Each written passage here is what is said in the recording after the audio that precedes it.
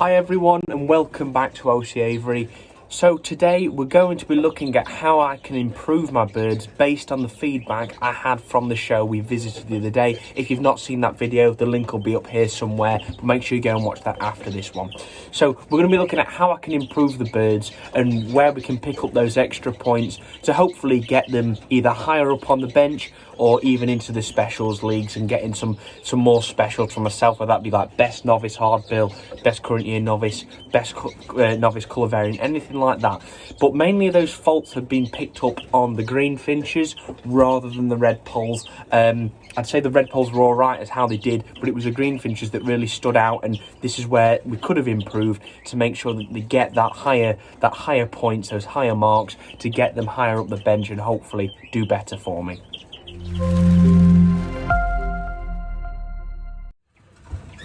So the first thing that I picked up on immediately, and I think this was obviously noticed by the judges as well as they were looking at the birds and choosing which was to come up, but it was the steadiness of the birds. I'd obviously previously worked with the birds, getting them steady, having them in the show cages like this, as they should be, and I got them in here, whether it be on the staging, whether it be elsewhere, and had them all together, and they seemed pretty good, to be honest. I was quite pleased with them. But something that I noticed then is that when we took them to the show hall, the environment's completely different than it is here. There's a hell of a lot more birds, a lot more noise, a lot of people, and a lot more going on.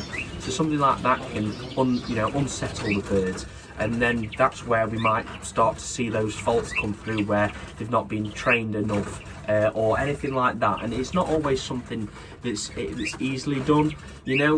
I'd watched the birds here and thought they're doing well, they're quite steady, but just that change in environment can upset them, and then they can revert to not being as steady as you thought they were. So that's going to be one of the things I'm going to be training them with, is focusing on steadiness. So what I've done for that is we're going to make sure we've got our show cages, and we're going to be having a look at them. We're going to be picking the birds up, looking at them like this, moving them around. We're going to pick the show cages up, move them to different places, and rather than having a show cage which one bird goes in one position in one shed, maybe what we'll do is we'll get the Greenfinches, we'll get them in show cages, we'll move them in the other bird room, and then for those birds in the other bird room, maybe they'll come in here, and we'll do that.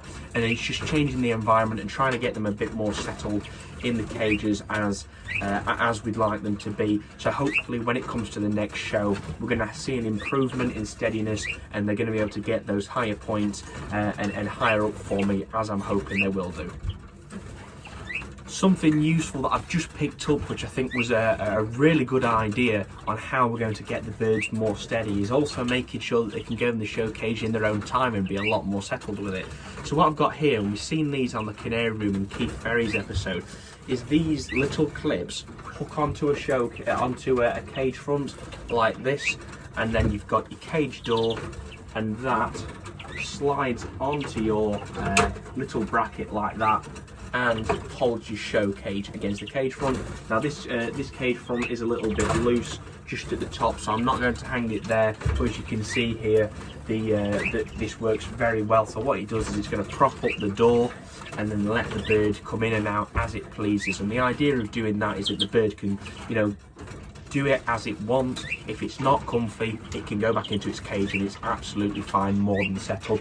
And it just gives them that bit of weaning into it, so they can go in when they please to. And to encourage them to go into the show cage, we're putting a bit of seed down in the bottom to encourage them to go into there. Now what I'll also do is, when we've got the show cage on the front, is that we'll be having the water the water on that. Remember, only when you're doing your water, fill it halfway. It's just good training for them to stop them thinking they can bath in it, because if they do that at a show, your birds, that's it, the show's ruled out for it. The bird's bathed and then it's essentially no good because it's wet. But that's exactly how I'm going to put a show cage on, put it on the front, leave the birds to do as they please, letting them go into the show cage as they like. But yeah, these little brackets are brilliant. I got them from DS Bird on Facebook. Definitely would recommend them if you want to get into that. But just little brackets like that, hook onto your cage front to keep the door up, and you can put your show cage on that.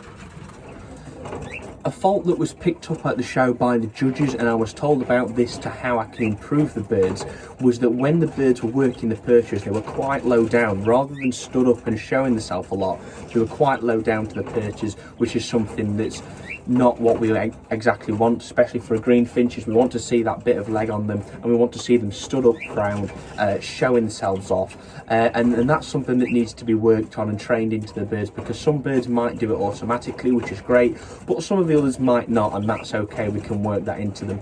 So what I'm going to be doing for that is we've got some fibre bags here like this, and we're going to peg these onto the front of the cages like this, and we're going to peg them on this rung here across there. And what that's going to do is that encourage the birds to stand up on the perches and look over the top.